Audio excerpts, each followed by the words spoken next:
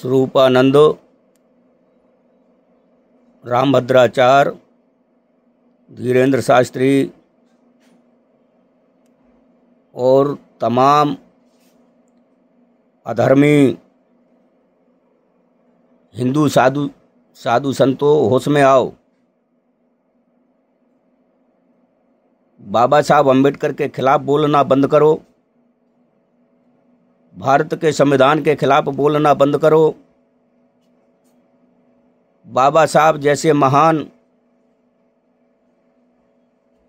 सम्यक बोधिसत्व का अपमान करना, ये तुम्हारी बुद्धिहीनता को दर्शाता है। यहीं तक नहीं, तुम उन तमाम विद्वान बुद्धिस्ट, अम्बेडकरी बुद्धिस्ट बहुजन समाज के मान सम्मान को ठेस पहुंचाने का काम कर रहे हो।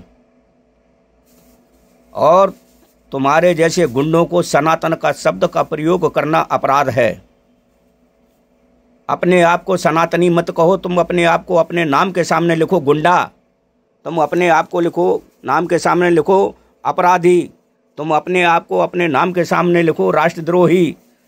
और समस्त बहुजन समाज इन लोगों को राष्ट्रद्रोही के नाम से पुकारे और इनके अपराधों की FIR भारत के जहाँ भी पुलिस थाने हैं उन पुलिस थानों में इनके खिलाफ FIR दर्ज कराएं। क्योंकि राष्ट्र के संविधान का अपमान करना और संविधान के निर्माता का अपमान करना, ये किसी हत्या से भी बड़ा अपराध है।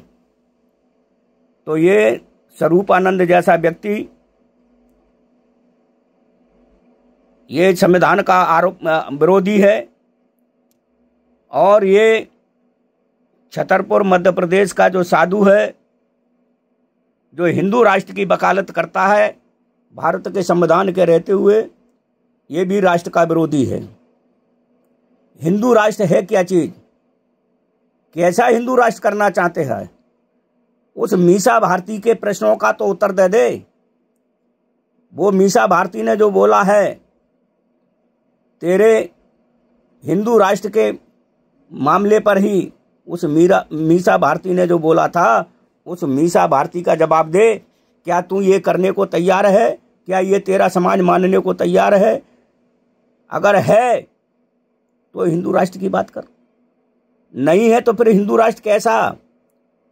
क्या इस देश के बहुसंख्यक समाज को गुलाम बनाने के लिए हिंदू राष्ट्र है? क्या वह है गंदी घृणित किताब मनुस्मृति को लागू करने के लिए ये हिंदू राष्ट्र है?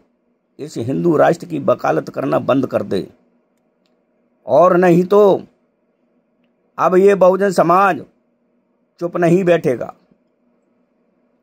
तेरे में हिम्मत है। एक तरफ तुम लोग कहते हो कि तथागत बुद्ध विष्णु के अवतार हैं। अगर तथागत बुद्ध विष्णु के अवतार हैं तो फिर तुम्हारे हिंदू देवालयों में भगवान बुद्ध की प्रतिमा क्यों नहीं? उन हिंदू देवालयों में बौद्ध भिक्षुओं को क्यों नहीं एंट्री है? उन सारे बौद्ध जो हिंदू धर्म स्थल हैं उनमें सभी में बौद्ध भिक्षुओं को एंट्री करो। वहाँ के पंडा पुजारियों को हटाओ। तुम एक जाति प्रधान आदमी हो, अपने आप को जाति प्रधान मानते हो। तुम अपने आप को जाति के नाम पर घमंड करते हो। सारे देश की जनता को तुम मूर्ख समझते हो, उसे पागल समझते हो, उसे तुम दबाने का षड्यंत्र करते हो।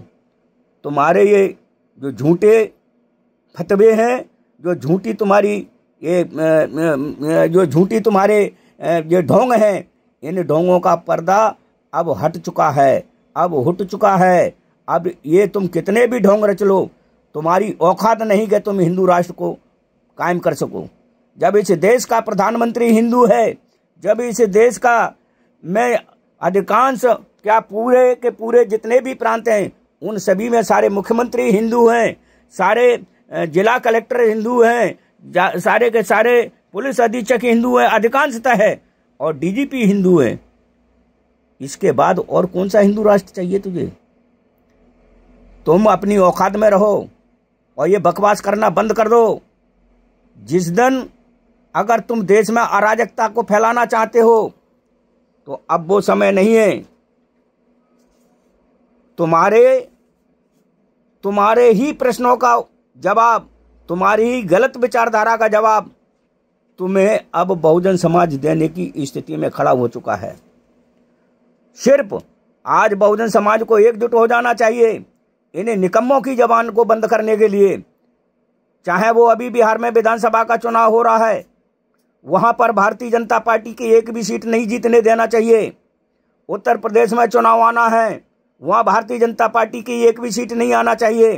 तो ये जो गुंडे हैं इनकी आवाज बंद हो जाएगी। और इसी तरीके से पूरे देश भर में भारतीय जनता पार्टी नाम का जो संगठन है, इस संगठन की कोई सीट जीतना नहीं चाहिए, कहीं से भी नहीं जीतना चाहिए। ना तो इसकी जनपद में जीतना चाहिए, ना विधानसभा में जीतना चाहिए, ना ही लोकसभा में जीतना चाहिए, ना ही राज्यसभा का कोई प्रतिनिधि इसका चुन के जाना चाहिए। ऐसा कदम सारे बहुजन समाज को मिलकर करना होगा। और बहुजन समाज के लोगों से भी अपील है, उन नेताओं से भी अपील है कि अगर तुम बाबा साहब अम्बेडकर, संत कबीर, संत रविदास, महात्मा फुले, पेरिये रामास्वामी नायकर और भगवान बुद्ध के आदर्श सिद्धांतों पर को मानने वाले लोग हो तो तुमको एकजुट हो जाना चाहिए। और नहीं तो तुम ये बाबा साहब अम्बेडकर का वो नारा लगाना बंद कर दो। कौन सा वो नारा है जिस नारे को लगाते हैं, वो कहते हो कि बाबा साहब का मिशन अधूरा, हम सब मिलकर करेंगे पूरा। तो ये नारा लगाना तुम बंद कर दो। अगर तुम इकट्ठे नहीं हुए और तुमने एकजुट होकर के इनको पराजित करने का प्रयत्न नहीं किया, कोशिश नहीं किया, इनकी सीटों को हरवाने का काम नहीं किया, क्योंकि अब जरूरत है देश में सत्ता की। बिना सत्ता के पत्ता भी नहीं हिलता है। और बाबा साहब अम्बेडकर ने भी उस समय कहा था कि राजनीतिक सत्ता हुआ मास्टर चाबी है जिससे हर एक समस्या का ताला खोला जा सकता है। ये बात तो मैं भिक्खू नागतीर्थ प्रदेश अध्यक्ष भिक्खू महासंघ बोल रहा हूं। मैं तो भिक्खू हूं, मुझे कोई एमएलए नहीं बनना है, मुझे कोई एमपी नहीं बनना है, मुझे कोई मंत्री नहीं बनना है, मुझे कोई संतरी नहीं बनना है, मुझे कुछ भी नहीं बनना है। बनना तुम्ही को है। तुम लोग जो समाज में राजनीति कर रहे हो उन्हीं लोगों को बनना है। तो आप लोग मिलजुल करके, चाहे बहन मायावती हो, चाहे वो चंद्रशेखर हो, चाहे वो प्रकाश अम्बेडकर हो, चाहे वो राजरत्न अम्बेडकर हो, चाहे वो कोई भी हो, जितने भी हैं, आप सबको अपना एक वजूद बनाना होगा।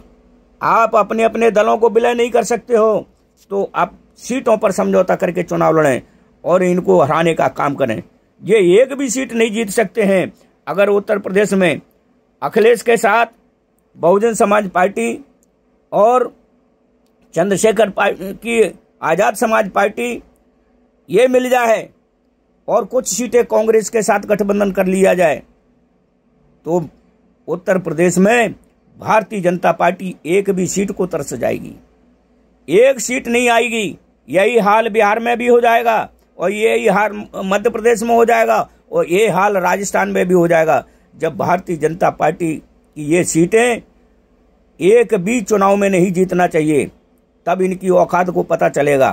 क्योंकि आज जब से देश की हुकूमत आई है तब से लेकर आज तक अधिकांश देश की राजनीति में प्रधानमंत्री मात्र एक जाति विशेष का बनता रहा है, वो बना है ब्राह्मण जाति का।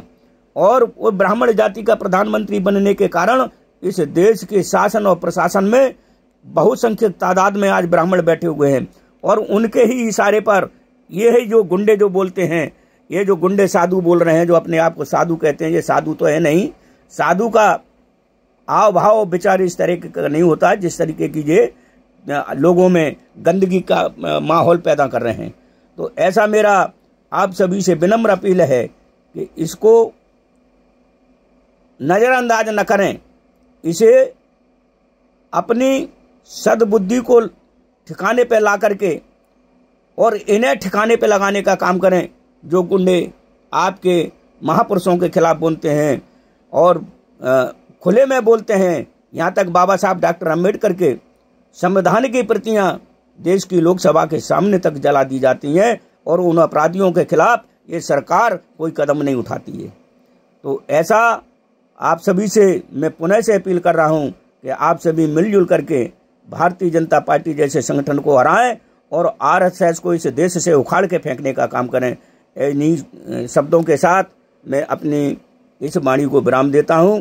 आप सभी का मंगल हो, आप सभी सुखमय हो, सभी का निरोगी हो, ऐसी मैं मंगल कामना करते हुए अपनी वाणी को विराम दे रहा हूं। आप सबको सादर नमो बुद्धाय। जय भीम।